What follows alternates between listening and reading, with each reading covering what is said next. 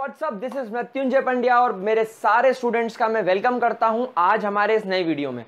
पिछले वीडियोस में से आप लोगों ने देखा होगा कि हम लोग पूरी तरीके से फोकस कर रहे हैं कि किस तरीके से हम लोग हमारे एकेडमिक्स को, हमारे परफॉर्मेंस को, हमारे एग्जाम में जो मार्क्स आते हैं उसको हम लोग इम्प्रूव कर सकते हैं और कैसे खुद को एक टॉपर के अंदर कन्वर्ट कर सकते हैं, how we can convert ourself into a topper.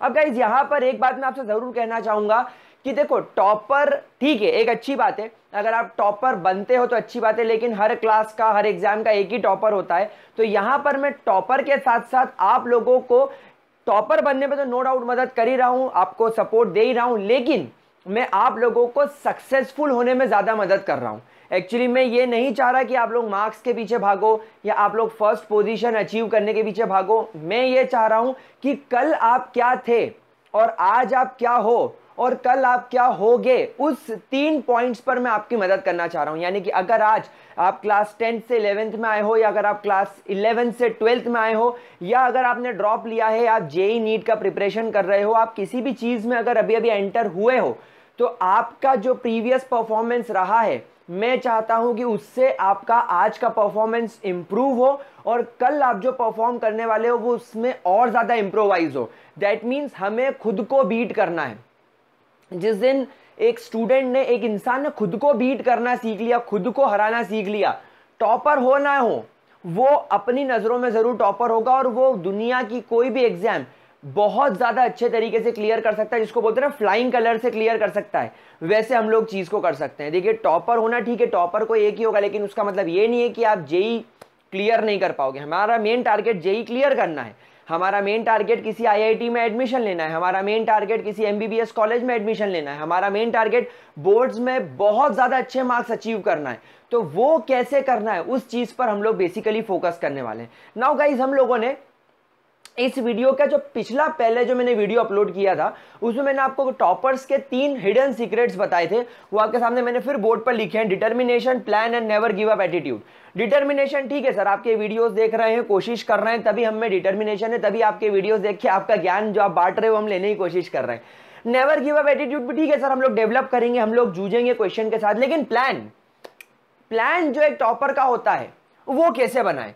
तो गाइज, आज के वीडियो में मैंने जो हेडिंग डाली है, जो आज के वीडियो का जो टॉपिक मैंने डिसाइड किया है, वो है how toppers make their time table. एक टॉपर किस तरीके से टाइम टेबल बनाता है, एक टॉपर किस तरीके से चीजों को प्लान करता है, वो आज के वीडियो में हम लोग सीखने वाले। तो चलो शुरू करते हैं। सबसे पहली बात मेरे प्यारे बच्चों, don't make stupid time table. जब कभी भी टॉपर एक टाइम टेबल बनाता है, वो इस चीज को सबसे पहले डायरेक्टली, इनडायरेक्टली, नोइंगली, अननोइंगली, उसे पता हो उसे पता ना हो, लेकिन ये बात वो करता जरूर है।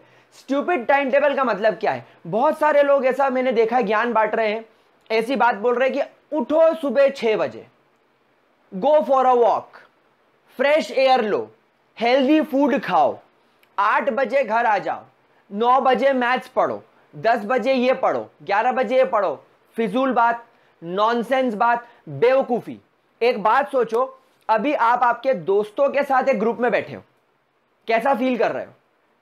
सारे आप बहुत ही अच्छा फील करोगे। आपके मन में अगर कोई बात है, अगर आप अपने दोस्तों से कुछ शेयर करना चाहते हो, उनके साथ किसी भी टाइप की बात, अच्छी बात, वल्गर बात, उटपटांग बात, जैसी बात आप करना चाह रहे हो, देखो मैं आपके बिल्कुल आपके दोस्त की तरह रह के बात करना चाह रहा हूं। मैं ये नहीं चाह रहा कि एक हमारे बीच में बैरियर रहे। मैं आप लोगों को अगर सपोर्ट करूं, अगर मैं आप लोगों को इंस्पायर करना चाह रहा हूं, तो मुझे ऐसी बात बोलनी पड़ती है, नो डाउट। तो मैं आपसे ये पूछना चाह रहा हूं कि अगर आप अपने दोस्तों के साथ बैठे हो और अगर आप किसी भी तरीके की बात करना चाह रहे हो, आप अपने दोस्तों के साथ वो बातें करने में कैसा फील करोगे? बिल्कुल रिलैक्स्ड, आपके मन में जरा सा भी हेजिटेशन नहीं होगा कि मैं इससे ये बात कहूं कि नहीं कहूं। तो आप वहां पर अपने क्या हो, आप अपने कंफर्ट जोन में हो।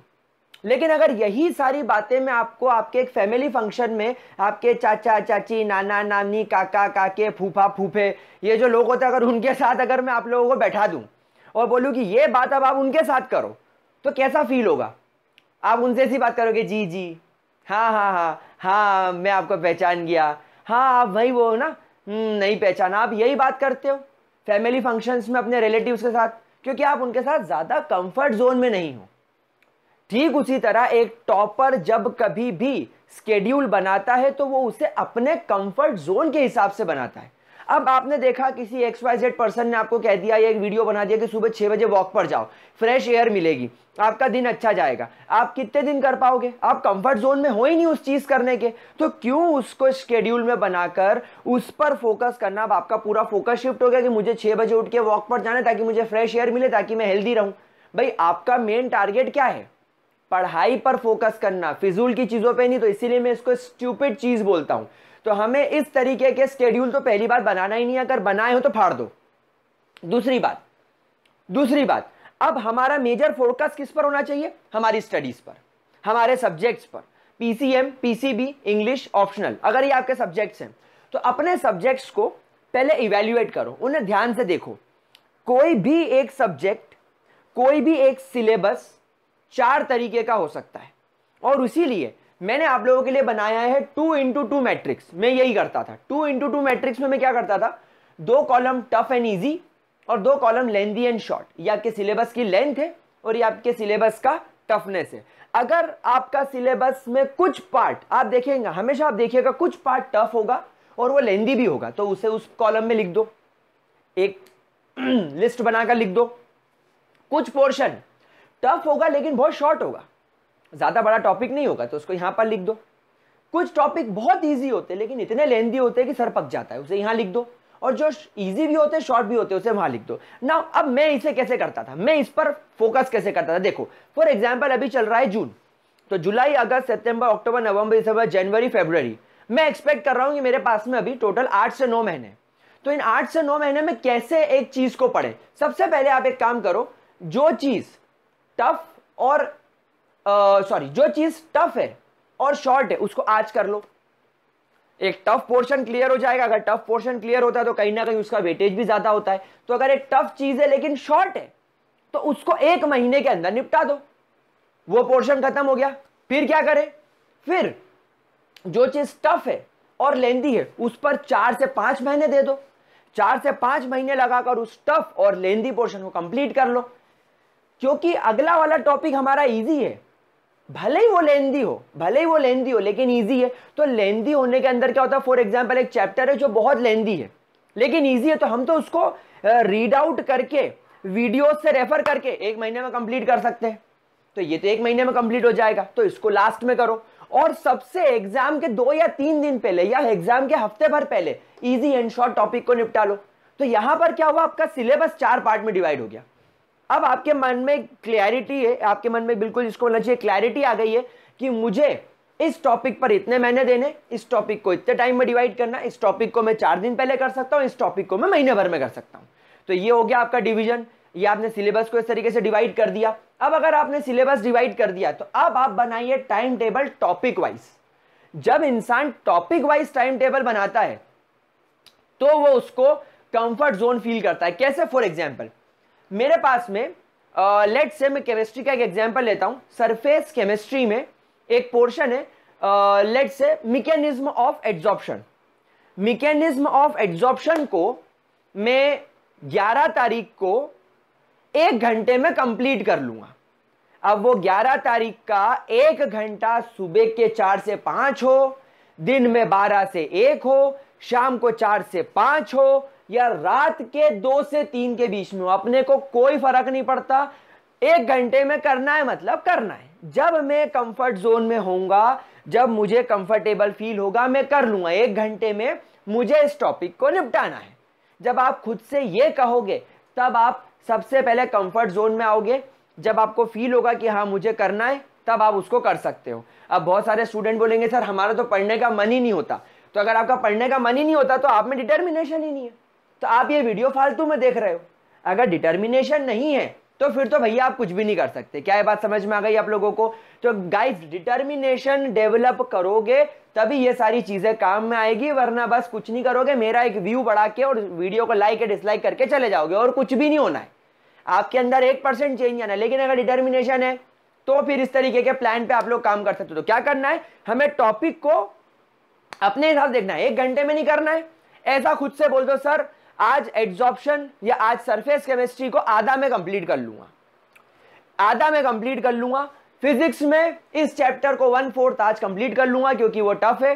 मैथ्स में ये चैप्टर इजी है, आज के दिन में कंप्लीट कर लूंगा। अब आज का दिन है और तुम हो, जब इच्छा हो तब करो। अपने आप को फ्री रखने की आदत डालो, जितना फ्री रहोगे उतना ज्यादा बेटर तरीके से आप चीज को कर पाओगे, क्योंकि आप आपके कंफर्ट जोन में हो। रिमेंबर, कंफर्ट जोन के अंदर इंसान ज्यादा बेहतर काम करता है।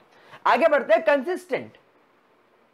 नो डाउट मैंने इस पूरे सिलेबस को 4 पार्ट में डिवाइड कर दिया। इजी और शॉर्ट वाला पोर्शन एग्जाम के 2 दिन पहले करूंगा, लेकिन अगर मैं कंसिस्टेंट नहीं हूं तो शायद टफ और शॉर्ट वाला पोर्शन भी मुझे एग्जाम के 2 दिन पहले ही करना पड़ जाए। तो क्यों? अगर आप कंसिस्टेंट नहीं हो तो फिर तो आपके साथ में गड़बड़ हो जाएगी। रोज मेहनत करनी है। अगर आपको कम कम कम कम पढ़ना है तो ज्यादा अच्छा है। कहावत सुनी होगी, बूंद बूंद से सागर बनता है, बूंद बूंद से घड़ा भरता है। तो भैया रोज एक एक ड्रॉप पढ़ाई का अगर आप अपने दिमाग में डालते जाओगे तो फिर वो एग्जाम के पहले एक बिल्कुल ओशन की तरह दिखेगा। अदरवाइज क्या होगा, एग्जाम के 2 दिन पहले पढ़ के अगर पास होना है तो फिर टॉपर्स वैसा नहीं करते। आपको रोज थोड़ी थोड़ी पढ़ाई करनी है, अपने टाइम टेबल पर कंसिस्टेंसी आपको डेवलप करनी होगी। देखो क्या होता है इसमें से कुछ चीजें, determination, never give up attitude, consistency, ये आपको डेवलप करनी पड़ेगी। ये दुनिया में कोई आपको नहीं सिखा सकता। हाँ, मैंने आपको मोटिवेट जरूर कर दिया, मैंने आपको मदद कर दी, मैंने आपके सिलेबस को डिवाइड करने में मदद कर दी, लेकिन मैं आपके दिमाग में घुस के थोड़ी बोल सकता हूं कि आपको करना है।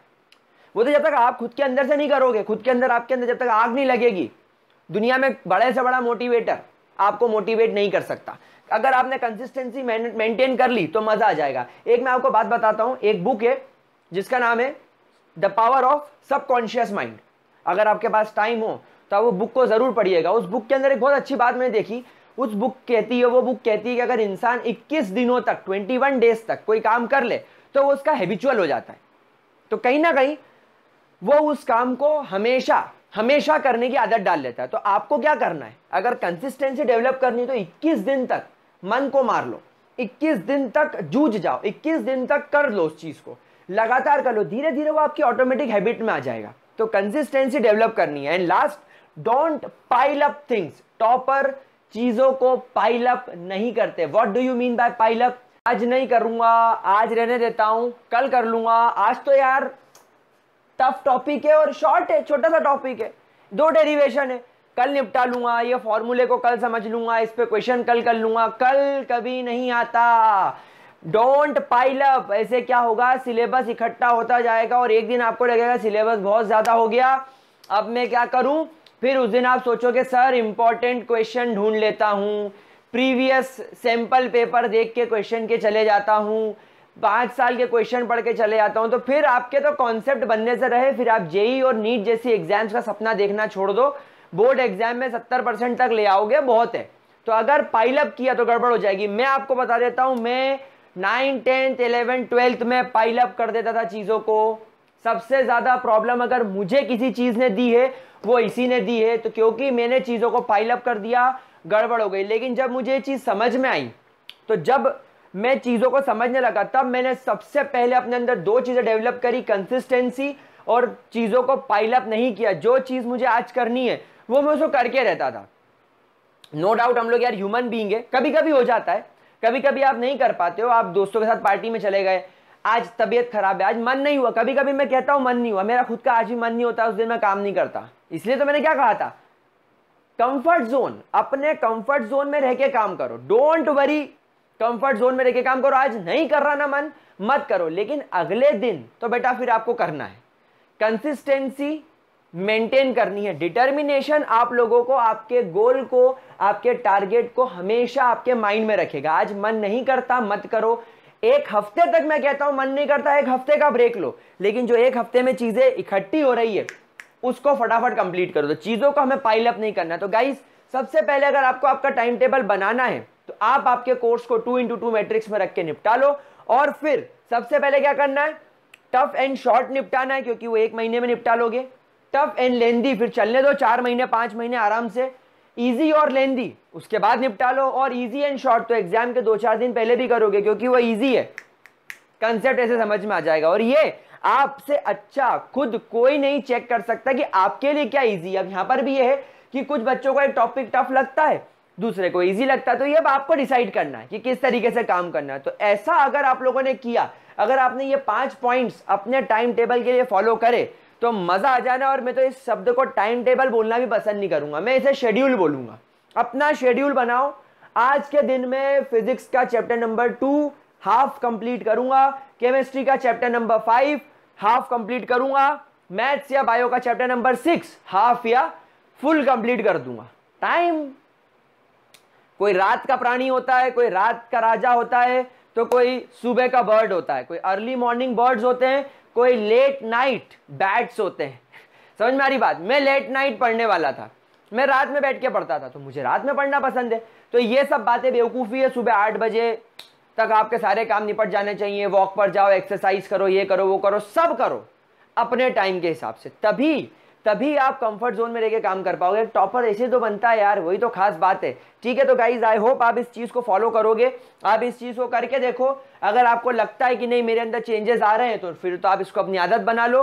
और वीडियो में आई होप आपको मैंने बहुत सारी इंपॉर्टेंट चीज़ें बताई होगी, आप लोगों की मदद कहीं ना कहीं हुई होगी, और इसी तरीके से मैं आपको सपोर्ट करता रहूँगा। हमारा टारगेट है अगले साल जो एग्ज़ाम होने वाली है उसमें अपना बेस्ट देना, और उसके लिए मैं आपके साथ हूँ। तो मुझे बस बदले में क्या चाहिए? आपकी तरफ से डिटर्मिनेशन, आपकी तरफ से नेवर गिव अप एटीट्यूड, आपकी तरफ से कंसिस्टेंसी। अगर ये पॉइंट्स अगर आपके पास में है तो यार फोड़ के रख देंगे इस बार। तो that's all for today, bye bye, all the best guys.